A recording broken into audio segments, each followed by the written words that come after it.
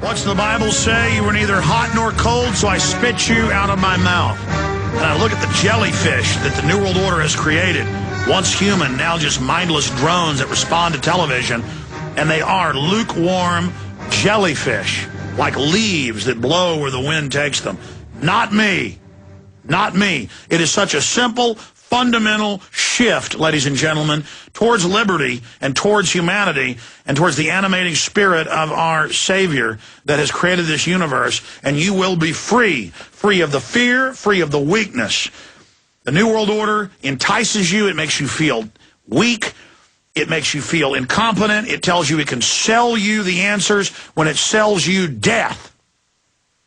All right, I said I'd go to your calls. Chris, May, Dave, Ted, others.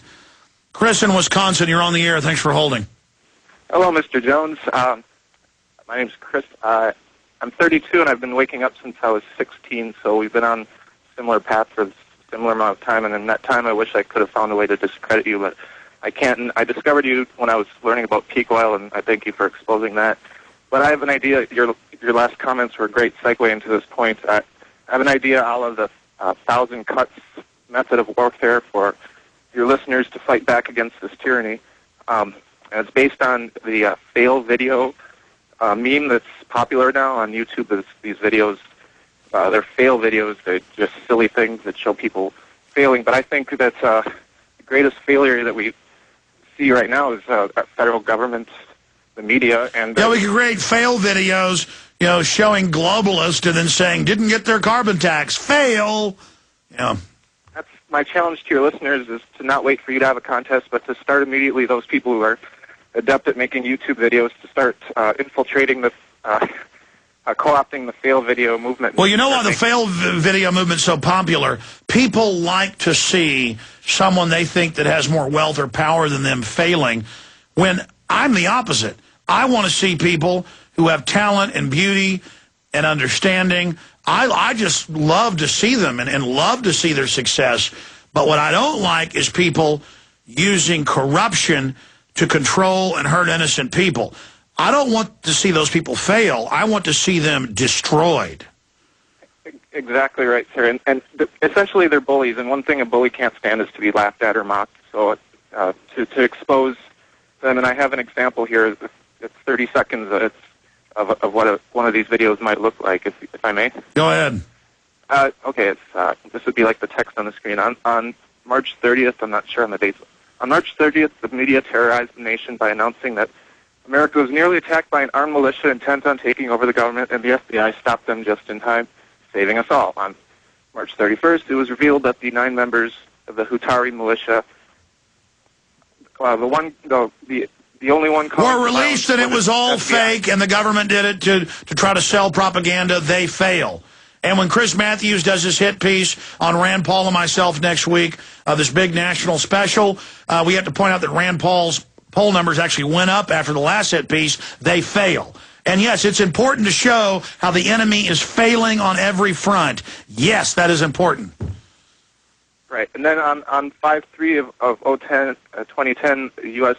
District Judge ordered that the Hutari be released due to insufficient evidence. So, for blatantly staging an attack, playing the victim and getting caught red-handed, failing to find a group who we could believe was a real threat or at least had more teeth than toes, and using the event as an excuse to attack gun owners and further violate their oath to the Constitution and Bill of Rights, federal government equals epic fail. Well done, Chris. Thank you, sir. Absolutely. Good to hear from you. Absolutely. I mean, when we post people's videos on Infowars.com and PrisonPlanet.com and try to really get them going and promote it, and I see so many new 1-hour, 2-hour documentaries being posted on YouTube and other websites that are really good. And that's a good feeling. If they set me up or kill me next week, I've already blown the hell out of the enemy. And we've taught everybody how to fight back. We've all done it together, and we're just going to get better. And so they're trying to move to shut the web down right now, but they'll fail at that. We are going to continue with your phone calls here. Then I'm going to get into the economy and a more intensive news blitz on other facets. Paul Watson did the 4th hour yesterday. He'll be doing it again today. we're just building him up so he can, in the future, do a full 4-hour broadcast. We're putting him through his paces right now to be a fill-in host for us, and he did a great job yesterday. Really held the web numbers good, so that's a gauge of the audience. Of course, I put on air what I like, and I like the breakdowns that Watson provides. So he'll be with us in the last hour with huge breaking news on the oil well, putting it all together in perspective and where this is going. Before I get to the economy, though, let's finish up with a few calls here. May in Florida, you're on the air. Welcome. Hi, I'm calling from Panama City, and we don't have the oil yet, but it's starting to come through the pass, I understand. I want you to hear about a company called Nalco. It is the maker of the dispersant that BP is using. It is toxic. It is banned in Europe. It has tentacles. It has Warren Buffett, Maurice Strong, Al Gore, Soros, Apollo, Blackstone. No, I had seen that it's tied into the bigger chemical companies, and it's super toxic compared to crude oil that is biodegradable. I mean, it's not great, but crude oil compared to chemicals that they're dumping into it is, and that's why all the workers are getting sick that are out there being ordered to put this dispersant into the oil. Ordered not to speak when they're sick, too. And there is a better one, but it's not manufactured by Nalco. It's called Dispersant. It's less toxic. It can be manufactured at 60,000 gallons a day, and they don't want to know about it.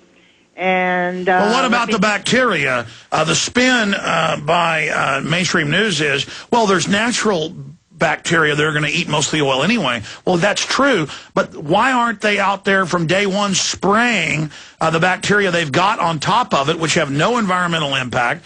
They're not really even engineered. They've just been bred to gobble up the oil, and then they reproduce on the oil, but you've got to put it in early so that the bacteria go with the flows of oil. It's hard once it's spread all over the Gulf to then go put it in pockets. Why did they do this?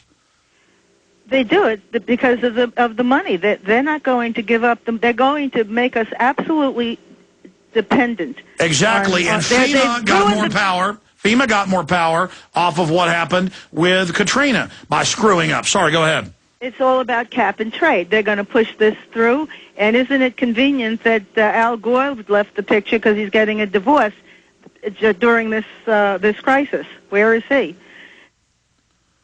I used to dive in the Florida Keys. I'm 67 years old, and I have a blog, and I beat the government up every day, and I use a lot of your material, and we listen to you 2, 3, maybe 3 times a day, and so we're doing our part. But this is a terrible thing, and it wasn't. I don't believe it was an accident.